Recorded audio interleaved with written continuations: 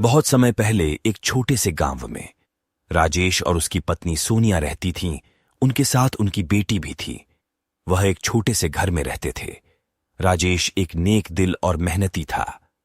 राजेश के पास जितना कुछ भी था वो उसी में खुश रहता था। वो पानी पूरी बेचा करता था। पानी पूरी ले लो, पानी पूरी वाला 10 रुपये के पानी पूरी, 10 रुपये के पानी पूरी। पानी पूरी ले लो, पानी पूरी वाला 10 रुपये के पानी पूरी, 10 रुपये के पानी पूरी। सभी लोग आकर उसकी पानी पूरी खूब खाया करते थे। वो बहुत ही स्वादिष्ट पानी पूरी बनाता था। एक दिन वो शाम को पानी पूरी बेच के घर लौट रहा होता कि उसकी नजर 3 लोगों पे पड़ती है। वो तीनों भागते भागते जा रहे थे। तभी राजेश अपनी साइकिल से उतरकर देखता है कि वो तीनों गायब हो जाते हैं। जब राजेश चारों ओर देखता है तो उसे वो तीनों नहीं दिखते हैं। वो फिर ध्यान से देखता है कि उसे सड़क किनारे एक बैग दिखाई पड़ता है। ये बैग किसका है? ये कह के राजेश बैग उठाता है और सोचता है कल इसे मैं जमींदार को दे दूंगा। ये सोचकर राजेश बैग को अपने घर लेके चला जाता है। घर पहुंचते ही राजेश की पत्नी बोलती है, ये किसका बैग ले आए? मुझे नहीं पता, मुझे रास्ते में पड़ा मिला। क्या है इसमें?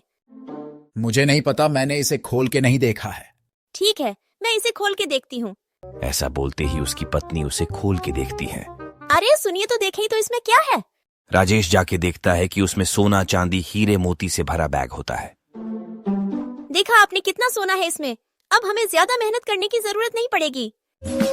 सोनिया, ये सूटकेस हमारा नहीं है, किसी का खो गया है। इसे हम कल सुबह जमींदार को दे देंगे। तो क्या आप इसे जमींदार को दे देंगे? हाँ। नहीं, हम इसे किसी को नहीं देंगे। हम इसे अपने पास रखेंगे। हम बहुत खुश रहेंगे। अपनी पत्नी की बात सुनकर राजेश सोच में पड़ जाता है। वह सोचता है कि अगर मैं उन हीरे मोती को ले लेता हूं तो वो गलत है। अगर मेरी पत्नी ले रही है तो वो मेरी गलती नहीं है। फिर वो अपनी पत्नी से कहता है कि किसी और का कमाया मैं नहीं ले सकता। मैं तो अपनी गोलगप्पे की दुकान ही चलाऊंगा। तुम्हें जो करना है तुम वो करो। इतना सुनते ही सोनिया खुश हो जाती है और कुछ दिनों बाद कुछ हीरे मोती को बेचकर एक बड़ा घर ले लेते हैं और वो सब उस घर में रहने चले जाते हैं। मगर राजेश अपनी पानी पूरी का व्यापार ही चलाता है। फिर एक दिन जमींदार के पास एक औरत आकर कहती है, नमस्ते मालिक। मालिक, मेरे घर से किसी ने हमारा सोने हीरे से भरा बैग चुरा लिया है।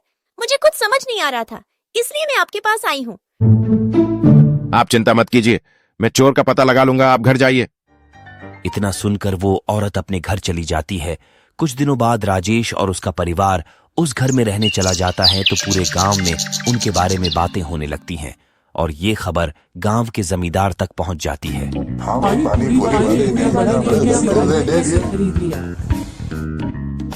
एक पानी पूरी वाले ने इतना बड़ा घर कैसे खरीद लिया? पता नहीं मालिक, किसी को नहीं पता। गांव में यही बात चल रही है। मैंने भी ये खबर सुनी और आपको बताने आ गया। ठीक है, उन दोनों को यहाँ बुलाओ। जी मालिक। जमींदार के कहने पर सेवक उन दोनों को लेकर आता है। राजेश, मुझे तुम्हारे और तुम्हारे व्यापार के बारे में सब पता है। मुझे तुमसे कुछ पूछना है। जी मालिक, पूछिए। तुमने इतने कम समय में इतना बड़ा घर कैसे खरीद लिया? सच बताना राजेश। ओ, तो ये पूछने के लिए जमींदार ने हमें यहाँ बुलाया है। मुझे ही कुछ करना होगा, वरना मेरे पति सब कुछ सच बता देंगे। मेरे पति ने जो कमाया है उसमें से पैसे बचा बचा के ये घर खरीदा है मालिक। वो एकदम निडर होके बोलती है जिससे कोई उस पर शक न कर पाए। नहीं नहीं, मैं आप पे कोई इल्जाम नहीं लगा रहा हूं। मेरे पास एक औरत आई थी। उसने बताया कि उसका जेवरात से भरा बैग कहीं खो गया है और उसी दौरान आपने इतना बड़ा घर खरीदा है। बस इन्हीं हालातों ने मुझे आपसे ये सब पूछने पे मजबूर कर दिया था। सच सच बताइए, इतने कम समय में आपने घर कैसे खरीदा?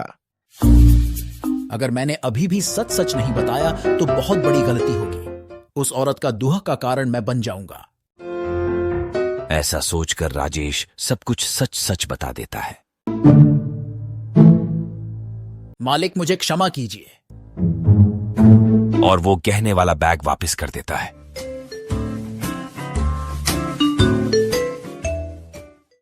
तुम्हें अपनी गलती का एहसास हुआ है और तुमने मुझे ये जेवरात से भरा बैग वापस दे के बहुत अच्छा किया।